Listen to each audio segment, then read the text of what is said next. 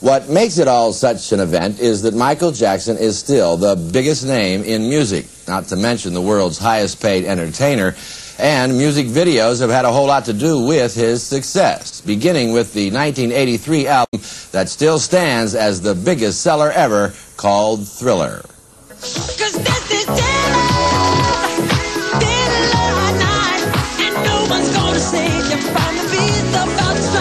The record-setting 48 million copies Thriller has sold sent Michael Jackson's solo career soaring toward superstardom, with the Thriller video playing a very big part in that success.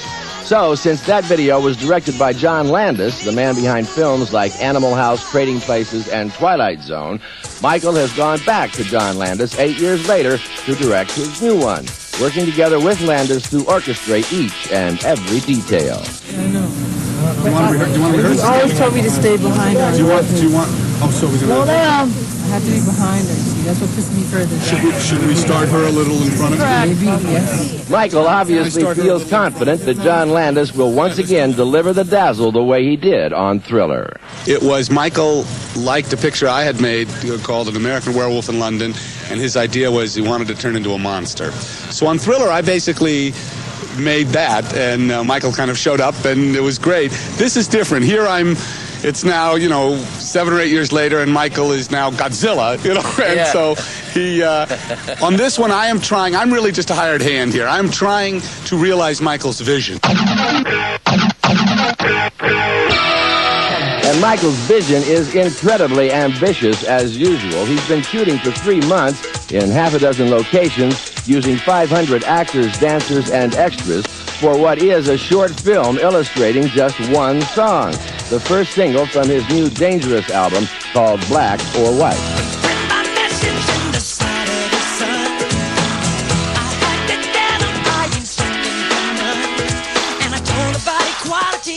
And it's you, either you're wrong or you're right. You're thinking about my baby. It don't matter if you're black or white. The song Black or White has sort of international, interracial themes about racial equality and stuff. So we've in this short piece, we've had African dancers and Russian dancers, and tonight we're shooting an East Indian dancer.